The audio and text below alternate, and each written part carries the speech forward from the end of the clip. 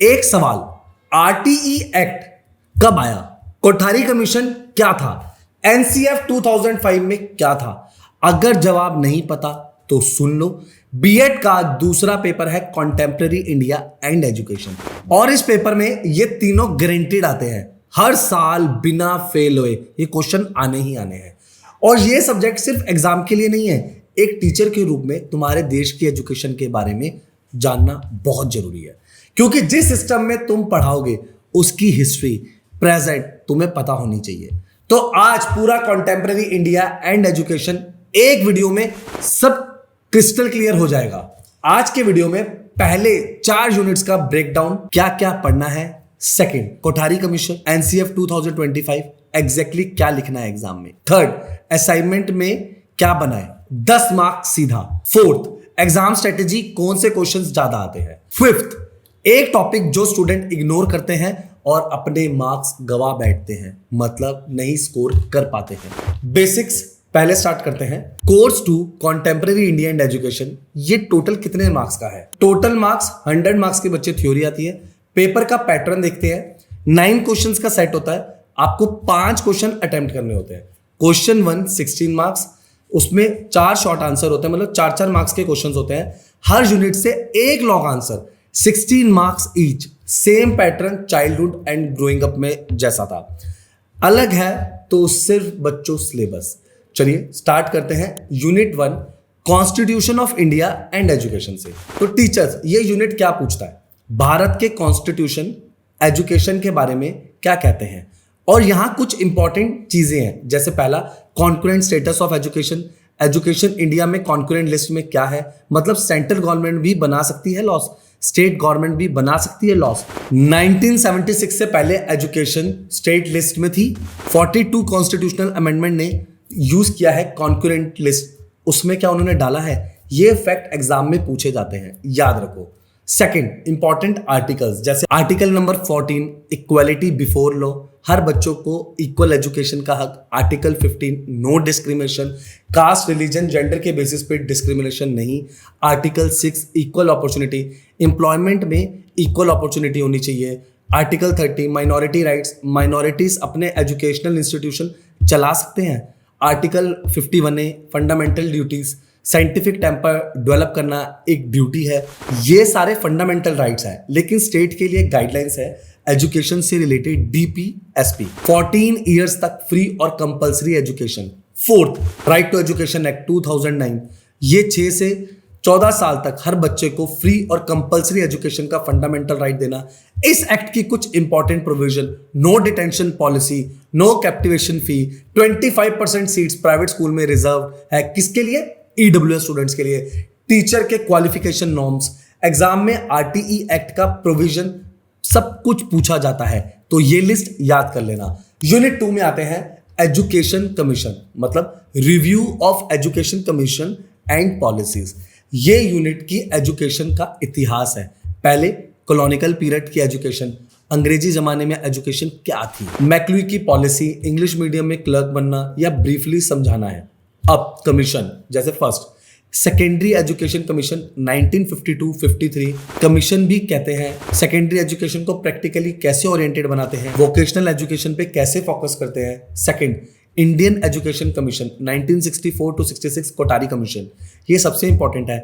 Education is a national investment, ये code याद रखो। Recommendation, common school system, 3% GDP education पर स्पेंड करो। 10+2+3 स्ट्रक्चर इसी कमीशन ने दिया था। Third, national policy on education 1986 Rajiv Gandhi government ने लाया। Operation black board, Navodaya Vidyalaya, women education पे जो फोकस किया गया। फोर्थ पॉइंट, राम नारायण मूर्ति कमीशन 1990, NPE 1986 का रिव्यू, क्या इंप्लीमेंट, क्या हुआ नहीं। Fifth, programme of action 1992, NPE 1986 को इंप्लीमेंट कैसे करने का प्लान था। NCF 2005 नेशनल करिकुलम फ्रेमवर्क, ये बहुत इंपॉर्टेंट है। लर्निंग विदाउट बर्डन, टैगलाइन याद रखो। 5 guideline principles, connecting knowledge to life outside school, learning to shift from one rote methods, enriching curriculums, making exam flexible, nurturing identity। Exam में Kothari commission और NCF 2005 दोनों से long answer guaranteed आते हैं। चलिए third देखते हैं, कॉन्टेम्पररी इश्यूज, जी हाँ, unit number 3 contemporary issues in Indian education, ये यूनिट प्रेजेंट के बारे में है। आज इंडिया में एजुकेशन में क्या हो रहा है, यूईई यूनिवर्सलाइजेशन ऑफ एलिमेंट्री एजुकेशन, हर बच्चे को स्कूल तक लाना, एसएसए सर्व शिक्षा अभियान, प्राइमरी एजुकेशन के लिए आरएमएसए राष्ट्रीय माध्यमिक शिक्षा अभियान, सेकेंडरी एजुकेशन के लिए MDM, mid day meal, school में खाना, अटेंडेंस बढ़ाने के लिए ग्लोबलाइजेशन, लिबरलाइजेशन, प्राइवेटाइजेशन, एजुकेशन पे इन तीनों का इम्पैक्ट। प्राइवेट स्कूल बढ़ रहे हैं, फॉरेन यूनिवर्सिटीज आ रही हैं, फीस बढ़ रही हैं, कॉमन स्कूल सिस्टम एक ही टाइप के स्कूल सबके लिए, रिच पुअर सब एक साथ, अभी इंडिया में नहीं है, डिबेट चल रही है। वोकेशनलाइजेशन ऑफ एजुकेशनल स्टूडेंट्स को स्किल सिखाना, सिर्फ डिग्री नहीं, एनईपी 2020 इसी डायरेक्शन में जारी है।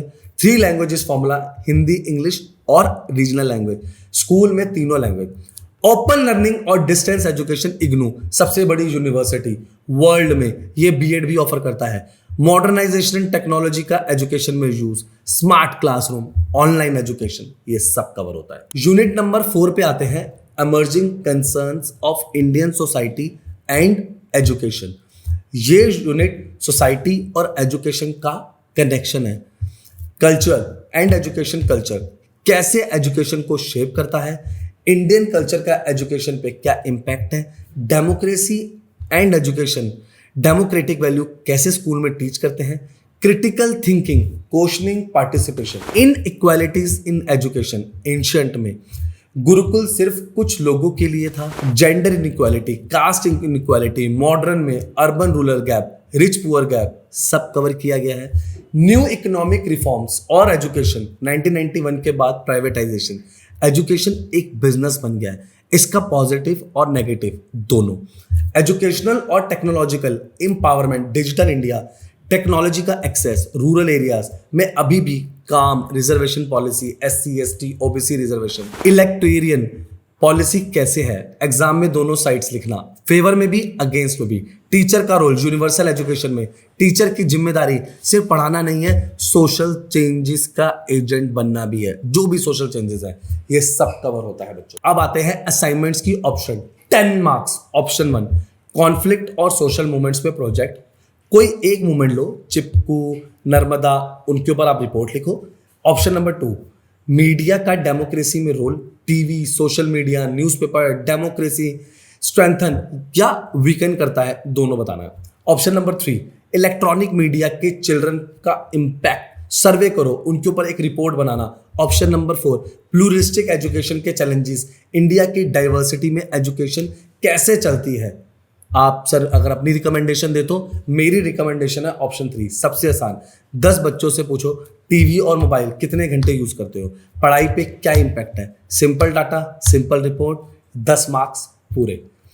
चलिए अब कुछ बात करते हैं एग्जाम की स्ट्रेटेजी की, एग्जाम में कैसे लिखना है। जैसे क्वेश्चन नंबर 1 है, शॉर्ट आंसर के लिए टॉपिक्स क्या है, जैसे आरटी एक्ट 2009 का प्रोविजन, कोठारी कमीशन का एक रिकमेंडेशन, एनसीएफ 2005 का एक प्रिंसिपल, कॉन्करेंट लिस्ट का जो मीनिंग था। Unit wise most asked long answers मैं आपको बताने जा रहा हूं। जैसे यूनिट नंबर 1 में है आरटी एक्ट 2009 प्रोविजन और सिग्निफिकेंस, यूनिट 2 में है कोठारी कमीशन, यूनिट 3 है ग्लोबलाइजेशन का एजुकेशन पे इंपैक्ट, यूनिट 4 है inequalities in education historical perspective. एक बच्चों आपको इंपॉर्टेंट टिप दे देता हूं, इस सब्जेक्ट में करंट एग्जांपल्स देना। आरटीई लिखते वक्त रियल स्कूल का एग्जांपल दो, ग्लोबलाइजेशन लिखते वक्त प्राइवेट स्कूल की फीस का एग्जांपल दो, एग्जामिनर को रियल कनेक्शन दिखाओ, एक्स्ट्रा मार्क्स तभी मिलते हैं। तो बच्चों अब हम जानते हैं कॉन्टेम्पररी इंडिया एंड एजुकेशन का पूरा सिलेबस, कॉन्स्टिट्यूशन से लेकर कमीशन तक, आरटी से लेकर एनसीएफ 2005 तक। लेकिन सिर्फ सिलेबस जानना काफी नहीं है, एग्जाम में एग्जैक्टली कैसे लिखना है ये प्रैक्टिस चाहिए। इसलिए पास्ट ईयर्स के पेपर देखो, unnati-education.com पे चले जाओ, वहां पर जाके बीएड पे क्लिक करो, आपको सारे past year paper, solve papers, आपको प्रैक्टिकल फाइल्स, गेस्ट पेपर सब मिल जाएगा। अगले वीडियो में learning and teaching, complete syllabus, models of teaching, Flanders interaction analysis, ये टॉपिक्स जो थ्योरी में भी आते हैं और टीचिंग प्रैक्टिस में भी। मिस मत करना, सब्सक्राइब करो, बेल आइकन दबाओ, स्क्रीन पे नंबर प्रेजेंट है, कोई भी सवाल है उन्नति एजुकेशन, आपकी सफलता हमारी जिम्मेदारी। Thank you.